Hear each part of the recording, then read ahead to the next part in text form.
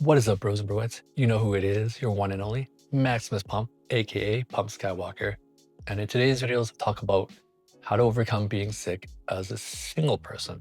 So growing up, I rarely got sick that often. I would get the cold and the flu and some fevers here and there, the usual stuff. Nothing that some cold and flu medications can't handle. And if I were to get sick, I had my parents to help take care of me. But going into college and university, I rarely often got sick, and I did have the cold and flu medications if needed. And so I would see my doctor maybe every 3 to 4 years just for regular checkups and just, little things here and there. So I recently just got sick just a couple months ago. Around mid-February, I got hit really hard with some form of COVID slash flu influenza type hybrid, and it knocked me straight out. I was out for about a month and some change. And it's the worst sickness I've ever gotten hit with. I was pretty much useless when I got sick. I couldn't move, I couldn't do anything. So everything was fine up until around early and mid-February. I went to the gym on a Friday night. Everything was fine that day, worked out. Started driving home. On the way home, I had like a scratchy throat. I didn't think anything of it. I thought maybe it's just a sore throat from being blocked from something that I ate. On Saturday, I had a hard time getting out of bed. I had errands and grocery shopping to do, but I had a very hard time getting out of bed. I was tired, I was very fatigued, but I managed to do it. It was a bit of a hassle to do it, and it was very draining just to do some basic grocery shopping and some driving around. I was exhausted from it. Sunday morning hit, and I was down for the count. I had body aches, muscle aches, fever, chills, a really horrible cough. And I pretty much couldn't get out of bed. I was pretty much done from there. It hit me pretty hard.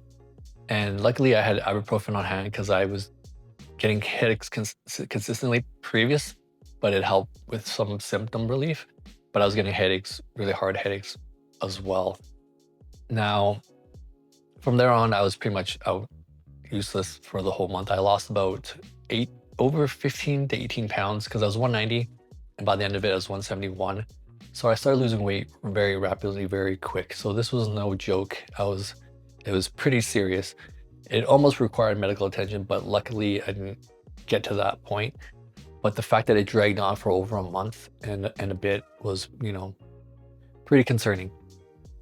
So to overcome this, I have invented for myself a preventative protocol. So let's go through it. So step one is to create some form of sick kit or an essentials kit. This kit is going to have all your medications that you need for when you get sick. Tylenol, ibuprofen, cold and flu, fever medication, cough suppressants, anything and everything that works best for you. I didn't have any medications on hand. I had ibuprofen and Tylenol for when I had headaches. So I went through those really relatively quick just for symptom relief so I can get things done. But knowing what I know now, I'm going to create an essentials kit with all the medications that worked for me for when I got sick this time around, because I often tried certain cold and flu medications that didn't work out very good. This one that I got worked relatively well. It gave me some symptoms of relief, and I was able to sleep and recover on them. They usually don't expire for over a couple years if you keep them in a cold and cool environment, maybe even over 2 to 4 years. The longer you let them expire, the quality of it goes down, the potency of it goes down, but they don't fully expire. Medication doesn't expire like that. It'll go from 100% to like 99% to 98, 97 over time. So you'll want to stock up on those, the medications that work best for you, and then rotate them out when need be. So hopefully you don't get sick too often where you're going to be utilizing it a lot, but you want to have that, to utilize it if you ever get sick. So you want to have it on hand. Step two is to have some form of emergency supply or food kit. I didn't have this, so going forward, I want to make sure that I have things on hand that I can use to cook and eat really quickly. Take less preparation, less time to make. When you're sick and when you're fatigued and you're tired, you don't want to get out of bed, you don't have an appetite, you're sometimes nauseous. So you want to have some form of food that you can just eat right away that your body can handle. For me, I went grocery shopping the day prior, but it was very basic and it didn't last me that long. So I had to kind of force myself when I could to go get certain foods. But when I couldn't, I had to just rely on what was in the pantry. So what you want to do is have pretty much low fiber foods, things that don't make the gut, hurt. That doesn't take a lot of time to process into the body. So low fiber foods such as bananas, cantaloupe, papayas, if you can, applesauce, oatmeal, porridge, soup, anything that your body can handle, anything that is quick and easy to make. Instant noodles, if you can handle those when you're sick. Things that heat up really quick, things that take relatively short time to prepare. Something you can eat really quick and then hop back into bed to recover. Step 3 is to plan ahead for emergencies. I had a couple friends reach out to let me know how I'm doing, and I would keep them updated whenever I could. I was pretty much sleeping or just didn't feel like talking to anyone, but I let them know when I could how I was feeling and how I was doing. I do have family around. If things were to, go south and hit the fan, I could have them as, I could rely on them for emergency medical attention to get me to the hospital. But other than that, I was pretty much on my own. I didn't have anyone taking care of me, looking after me or anything like that. So you just want to have some form of emergency contact that you can let people know how you're doing and update them as you recover, or update them as how you feel as things progress. That way, when things go south, you'd have someone to call, or if they haven't heard from you from a while, they can help out and see if you're checking in to see if you're okay or not. So step 4 is utilize any type of convenience and delivery apps. We're lucky to live in a time where we can just order, from Uber Eats, skip the dishes, what have you, to our door. And this is the best thing because now you don't have to leave the house if you're incapable of leaving the house, or you just don't want to get anyone else sick or infected, and you just don't have the energy to do anything else. So you can, get medication delivered to your house, you can get food delivered to your house without leaving your house. So if you have the option to do that, utilize those. I didn't utilize them, but I know in the future that if I had to, I would, because dragging yourself up out of bed to drive to the grocery store or to drive to the drugstore to get items is the biggest hassle and the worst thing that you can do for your health, because you just don't feel like getting up there and driving and potentially getting people sick and having the energy to do so. So utilizing delivery apps could benefit you if you're someone that utilizes them. So step 5 is pretty simple. It's straightforward. And that's the rest, sleep, and rest. If you don't rest, you don't sleep, you don't recover, your body has a hard time fighting off the sickness. I know certain medications don't work well with certain people, so that might be a reason why you're not resting and recovering properly. I had to find a medication that worked best for me, that had a nighttime formula that worked so I can fall asleep.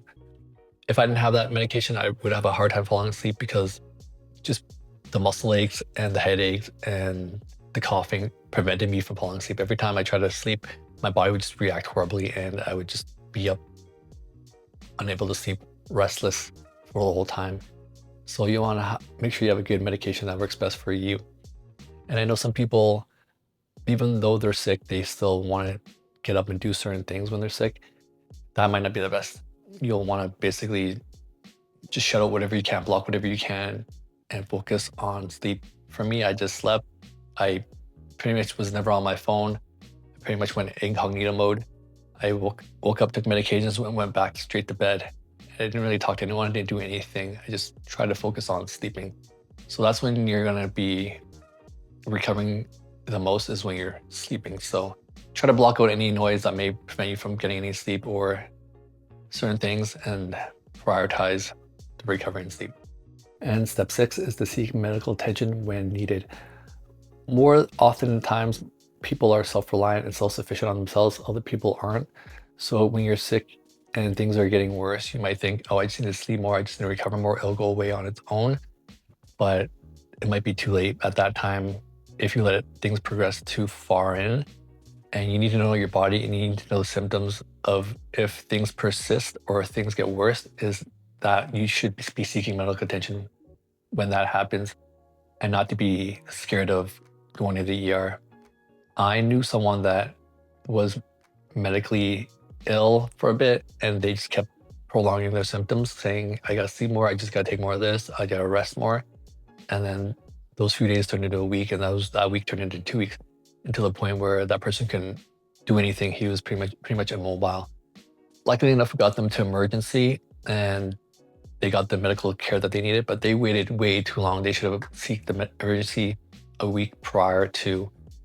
If you wait too long for your illness or your sickness to progress, it might be too late at that point, and you don't want that to happen. So, is leave your ego at the door and seek medical attention when you know things are about to hit the fan. So, but yeah, guys, that's my emergency sickness protocol that I will be implementing in the foreseeable future, because this is the worst. This was the worst sickness I've ever had. Top 3, one of the worst sicknesses I've ever had. I lost a lot of mass, over 15 pounds, 15, 18 pounds. I lost a lot of strength. It hit me the most hardest. It took the most longest to recover. It took over a month and a half to recover from. And the worst feeling is being in the gym, being active, and then getting sick, and then just having to redo your progress all over again.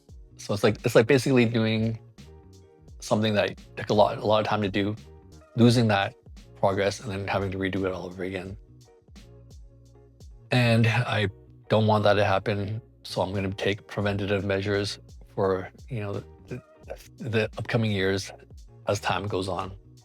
So to recap, basically, 1, make sure you have all your medications on stock, things that work best for you.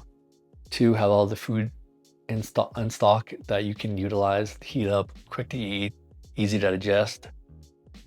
3, utilize emergency contacts, let people know how you're doing, keep them updated, keep them posted, have someone on, emergency that if things were ever to go, if shit were to hit the fan, you have someone to contact.